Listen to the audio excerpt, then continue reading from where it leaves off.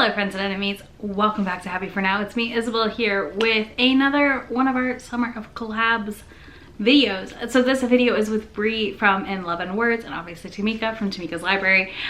This week's video I'm very excited about. We picked a couple different prompts that you're gonna see when we go on to another week how they're similar but different.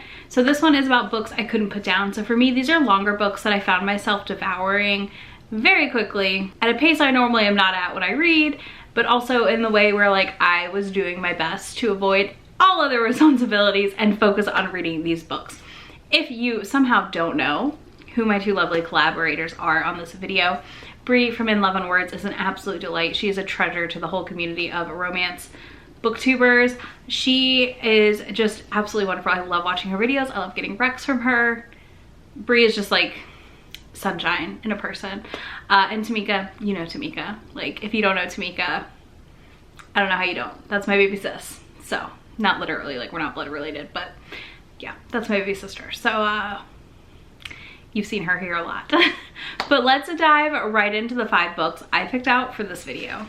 So these are like really hard to pick, right? But I feel like we all know the feeling of a book where you're like, I literally don't want to do anything but read this book. And I've got one on here, this is the last book that kept me up until 3 a.m. because I just didn't want to stop reading it. And that has not happened in a very long time, my friends, in a very long time.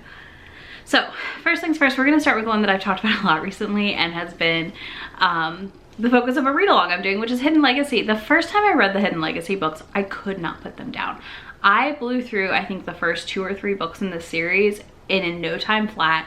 Could not stop. This is a incredibly well-built urban fantasy book series set in Houston, and it is like a alternate future kind of thing, semi-dystopian-ish, I feel like, where in the 60s, I think it was the 60s, a serum was discovered that brought out magical abilities people had.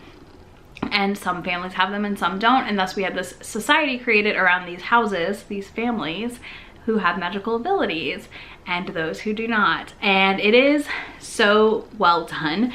We follow Nevada, whose family is, we don't know really a lot about them in the beginning, and she runs a detective private investigator type situation out of her family's warehouse that they own, and lives with like her siblings and her mom and her grandma, and all of these side characters are incredible.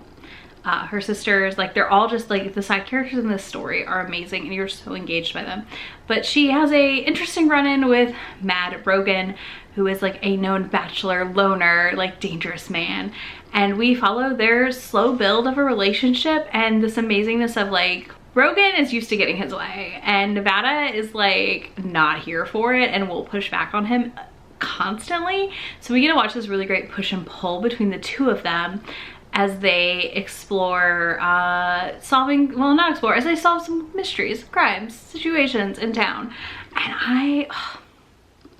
I loved this book. I love these books. I am so excited. But yeah, I blew through them and then was like, oh no, I have to wait now because the other set wasn't done yet. But highly recommend Hidden Legacy. If you are a paranormal fan, you like urban fantasy, and you haven't picked the series up, you're missing out big time.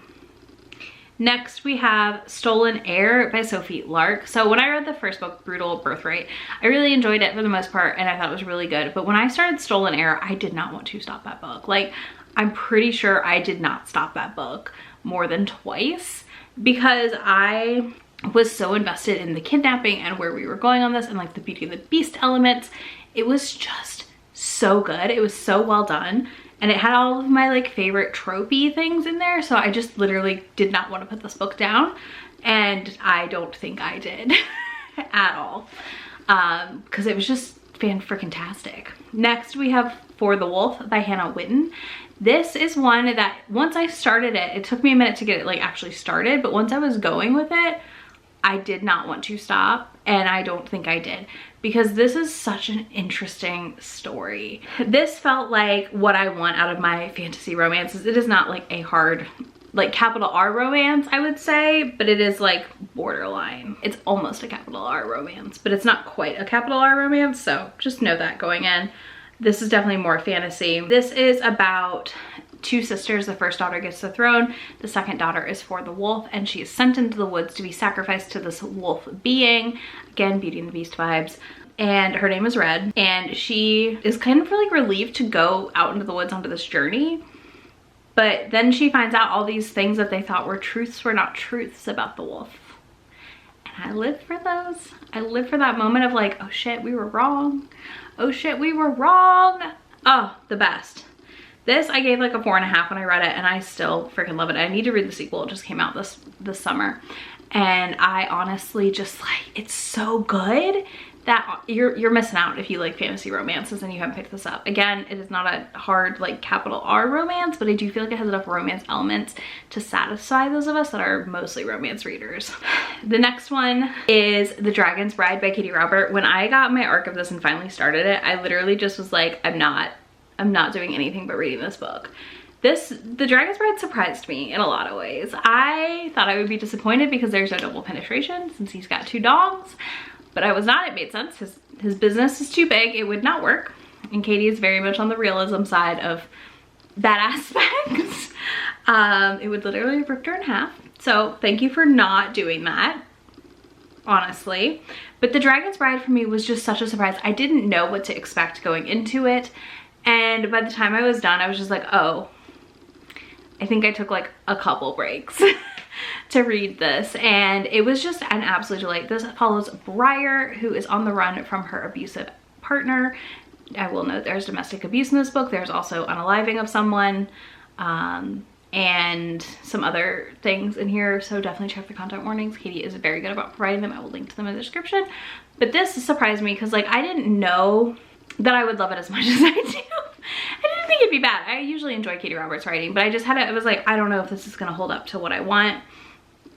And it did. I loved The Dragon's Bride. I think this was such a fun one. And I feel like it was interesting because it is shorter, and it left me wanting to know more about this world because there are bargains happening with demons who then matchmake these girls who bargain with them to other creatures to help, I guess, with things. And I need to know. I want to watch this demon matchmakers pair like happen because she was feisty. And this just, yeah, it left me like warm fuzzy feelings and happy, and just one of those books I just literally could not put it down because it just was so different and interesting. And it also was like very different for Katie, which I enjoyed a lot. I say Katie like I'm friends with her, I'm not. And then last but not least, the book that kept me up till 3 a.m. that I read literally like 75% of in one night is The Down and Dirty by Mari Carr. This is my first ever Mari Carr, and I have been hyping this book up since I read it. I really liked this. I normally do not like books where the swords don't cross, okay? Like that is a big caveat for me. I prefer my MMF, not MFM books. So I like the swords to cross. I like the dudes to be together too. I enjoy that a lot. I think it is more fun for all parties involved. But this one follows a single parent, Jess, who is homeless, sleeping in her car out front of their building. She happens to kind of know them from the place where she waitresses.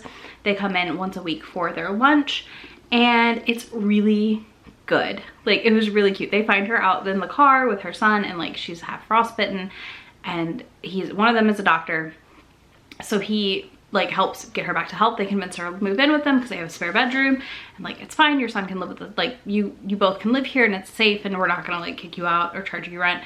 And Jess is just like, okay, cool, this is amazing. But they're all like fighting this attraction because she doesn't want to lose where she lives while she saves up to move out. And they're like, we really like her and we really like all 3 of us together, but we don't want to bone. And like, they're kind of parsing out those details. We also have like a soft hero who's our doctor, Reese, and then our hard, like very alpha hero, Tony. And it was just a very fun time overall. And I honestly can't believe this book kept me up till 3 a.m. reading it, but it did. And I was finally like, okay, you need to go to bed so you can finish it in the morning instead of being a grouch all day tomorrow. So that's what I did. And then I did finish it the next day. So it was just one of those ones, like I was just turning the page, going, and like, holy crap, I'm done. This is so good. And yeah, I freaking loved this book. I loved it. It was great. It was a good time. I think it would have been a full like 6-star favorite if their swords crossed. I just needed a little bit more of the crossings. Yeah, that one though, highly recommend. So those are all the books I couldn't put down. Honorary mention to The Initiation by Nikki Sloan, which I know like is probably in other people's videos for this, or would be. I feel like I talked about it enough last year that I don't need to mention it now, but that is another book where I blew through that whole series and loved it immensely because it's just soapy drama. And if there's one thing that'll make me not put a book down, it's soapy drama. So let me know the last book you read and couldn't put down in the comments. And if you don't want to do that, put a, or give me your first emoji on your emoji board if you're on your phone. And if not, your favorite, your pick, take your pick in the comments below. And I will have links to all these books in the description box, as well as links to Brie and Tamika's video for you. And I will see y'all in just a few days in my next video. Bye. Already packing, come with me. I'm not really asking. We'll get away to a place where we don't know. About to see the world in action, what we can be. Life with no distractions. We'll get